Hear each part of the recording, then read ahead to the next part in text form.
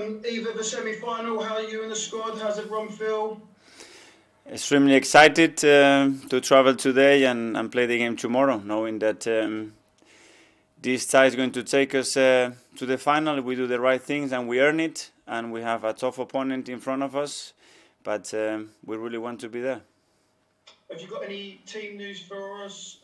Maybe David Luiz. How is Aubameyang? Do you expect him to play in the next couple of weeks? What's the feeling? They are all in contention, all of them. Including Aubameyang? Including Aubameyang, including Laka and Kieran. They are all in contention for the game. That is excellent news for you, isn't it? Yeah. A lot's been made over the past week. Can I just ask what you made of the statement from your board last night that they're not going to sell? Have you spoken to them? Yes, we spoke to them, and I think it was very clear. They showed the commitment to the football club, and they showed their ambition to the football club, because we all want a successful team on the pitch, and I think it was very clear, and it took any doubt out of the situation, I think. Is it going to be a distraction possibly for the players, all this going on with the ownership situation and a takeover possibly? Well, a lot of talks and a lot of speculation has been surrounding the situation the last week or so. Our fans raised their voices during the match against Everton, but now we have a very clear and committed statement from the ownership, and I think that is gone when they say what they said last night and show the commitment and desire to take the team where we all want. I think it's very clear where we are moving forward. So the Kroenkes are the right people to lead Arsenal back to the good times? I said from the beginning what my perception was, everything that I sense, all the communications I have with them, and they are fully excited and committed to this project, and they really want to push everybody to do what we want to do. Can I just ask you the last one from me about Unai Emery, obviously a former Arsenal manager. Did you ever speak to him much in your career at all? Are you looking forward to managing against him tomorrow? I spoke a few times because we had people in common, and then I spoke with him before I took the club, and he was really helpful, a very, very experienced and successful manager in the Europa League, in special with what he's done. So I think there is no doubt that he's got the tools and the knowledge to manage at the top level. So you spoke to Unai Emery before you took the job? Yes, I did. Yeah, and he offered me that opportunity, which is sometimes unusual, and he was very sincere and open, and I was very grateful for that. Thank you very much. Good luck tomorrow. Thank you. Thanks, George. Roger Clark from Sky. Thank you. Hi, Mikel. Hi. Hi. Just going back to the Kroenkes and speculation of a takeover and so on. Daniel Ek has been talking about he's very serious about making a bid, and he's got the backing, it seems, from some Arsenal legends. Are you concerned that could cause a split? On the one side, you're committed to the Kroenkes, they're committed to the club. On the other side, you've got some club legends, very popular legends, climbing into bed, it seems, with a rival bidder. Are you concerned about what that might cause at the club and among the fans and so on? Listen, Roger, I cannot control the speculations and what is going on. What I like to know and talk is about the reality, and the reality is that we have owners that are really, really committed, and that they want a successful team on the pitch, and they're going to do everything they can to achieve that. And this is what we have, and I feel fully supportive with them. And you said that you're hoping that after they've made that statement last night, we can perhaps put this behind you now. But I was there the other day with the fans outside the Emirates, and a lot of them were saying this is just the beginning. This is one protest. There could be more. How concerned are you that we could see this on a regular basis, and it could start to be quite disruptive? Again, that is nothing that I can control. It's they have the freedom and the possibility to express themselves. If you ask me as a manager what I want towards the team, obviously I want stability around all the sectors at the club, because I know it's the best for the players and it's about the best for the performances of the team. And the players need their supporters fully committed behind the team. And the moment we have them inside our stadium, I'm sure that will be the case. Can I ask you about following Balogun? I know there was a lot of talk about him and a new contract and so on throughout the season. Just explain what the situation is. That's done and dusted now, isn't it? And he's committed his future to Arsenal. It's done. We are really happy about it. Flo is very excited about it. It took a while because we had to undo a really complicated situation when that was developing, and I think the club made a big effort. I think Edu made a great job, and then we all, with Flo and his agent, find the right agreement for him to stay. And just finally from me, you said that you have spoken to the Kroenkes and they've made their statements about their commitment to the club. When you spoke to them, what sort of commitments did they give to you in terms of developing the team and funds available? Was that part of the discussion? It's always been part of the discussion. Amongst other things, what I can tell you is that they want to do their best in their capacity to support what we want to do and have a really successful Arsenal on the pitch. Thanks, Mikel. All the best. Thank you. Thanks, Roger. We'll go to Ian Abrahams from Talk Sport. Hi, Mikel. How are you? I'm good, thank you. It wasn't too long ago that it seemed that Kieran Tierney might miss the Euros. You were kind of hinting that he'd be in a race against time to be back before the end of the season, maybe even the Euros, and yet he's in contention for this game. So, I mean, he must have been a miracle recovery. Well, he didn't need the surgery that at the beginning we were afraid of, and then he's been working like a beast every single day, and I don't know if he's going to make it tomorrow, but certainly he wants to be as close as possible to that football pitch to give himself the best possible chance. Because this is so important, are you, in a way, willing to risk players like Kieran, for example, or Pierre for these big games? Because you need your best players on the pitch. We do need them because we know that we have some players there in contention at the moment that are the ones that can make the difference in a big tie like this. But the war risk, I don't like it. I want to put players on the pitch that they can perform and they can feel secure that they can perform. If it's a risk or we're going to take a gamble, I don't think it's the right game to do it. You know, football, everyone will build this as being Unai Emery coming up against Arsenal to try and get his revenge after being sacked. How much do you have to kind of put that out of the equation when you talk to the players? Again, Ian, I cannot control that.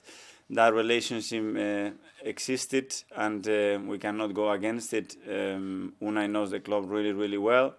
We know Unai as well, and what he did before he joined here and what he did at the football club, and that's it.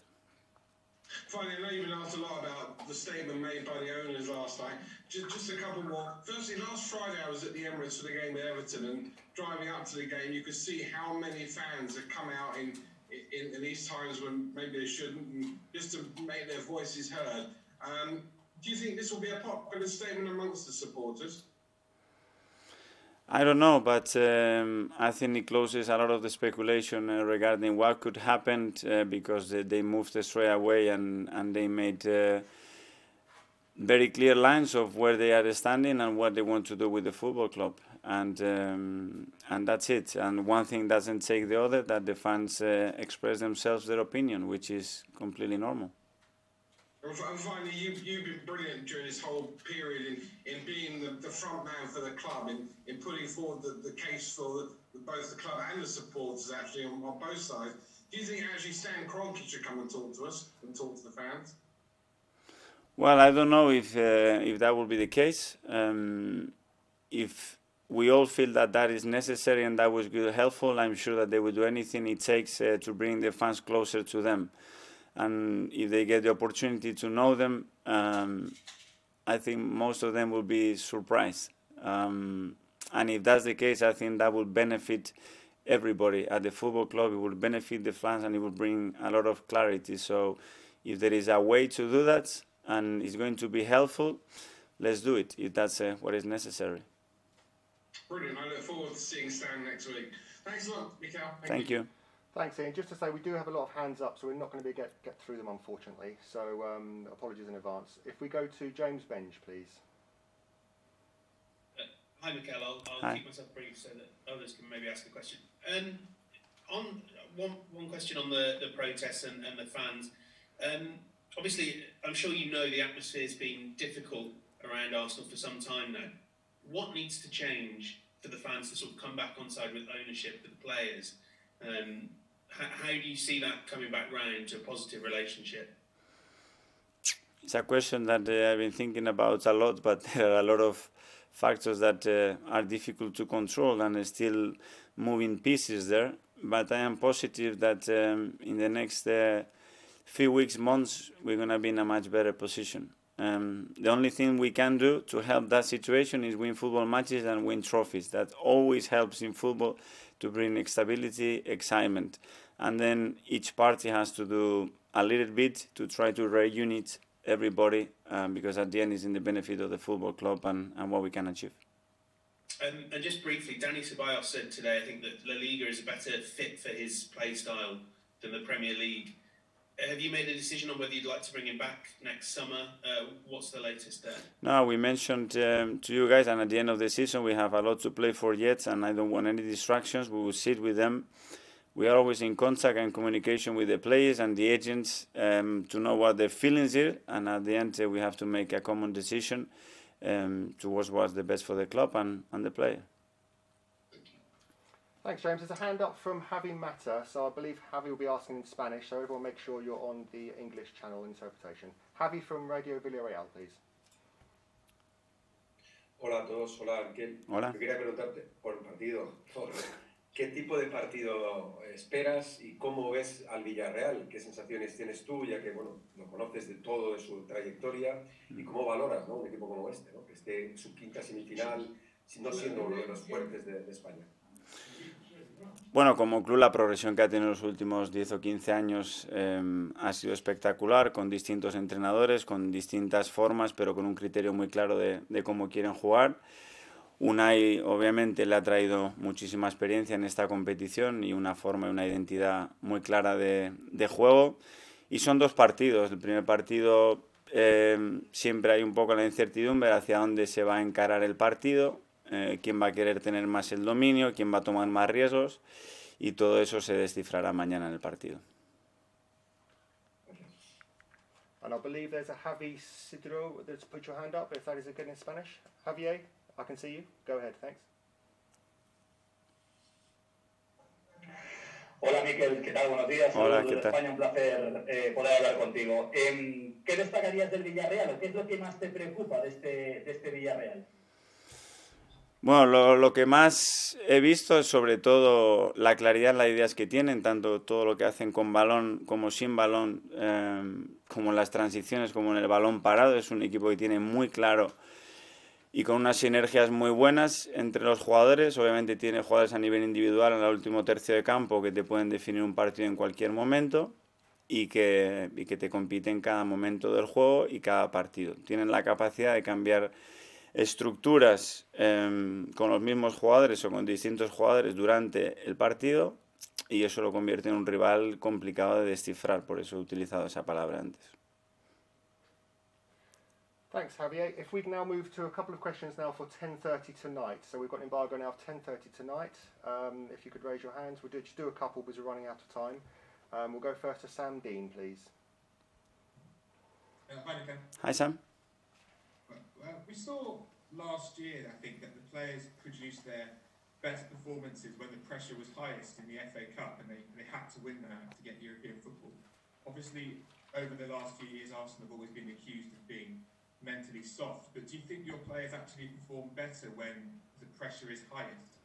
Well, this is what they've shown since I've been here. In moments of big pressure, moments where we have to deliver, the players have done it. Not only the semi-final or the final against Chelsea, in the final against Liverpool when we won the Community Shield as well, but in some moments in this Europa League as well when the tide was against us and we had to find a way to go through. So I am positive that we have this experience now as well, and the players believe that they can do it. Okay, John Cross, please. Good morning, Mikel. I was just going to ask you, you obviously spoke to Unai, and there's a great deal of respect there. What could he tell you about, what he left before? What was You know, was he very encouraging about kind of, you know, the job that you inherited? He was very honest, very open, and I was very grateful because it's not something very, very common. But I know a lot of people that work with him, and a lot of people that have been around him, and they all say the same thing. As a person that is a fantastic man, obviously is a great manager, but they highlight the man behind it as well, and who he is, and on that situation, because it came from him as well, which is unusual. I was surprised and I was grateful, as I said. Were you surprised it didn't work for him? You're a student of coaches. He's clearly an outstanding coach, isn't he? Well, it didn't work for him. He did a lot of good things at the club. You know, he had the time that he had here. He reached the European final.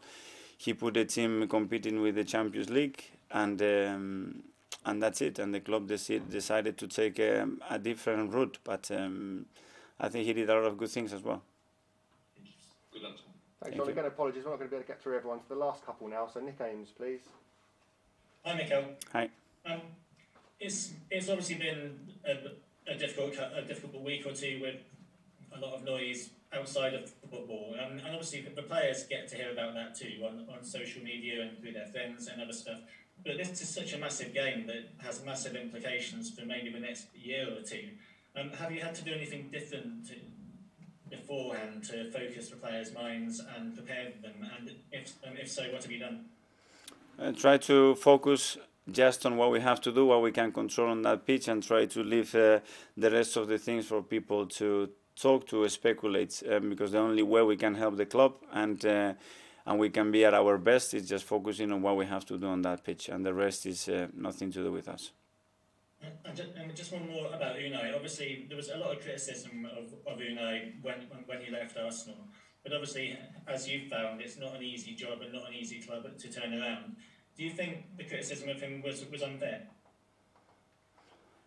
Again, it's I don't know the reasons why he was criticized. You asked me about the job that he did, what the people at the club said, the players said about him.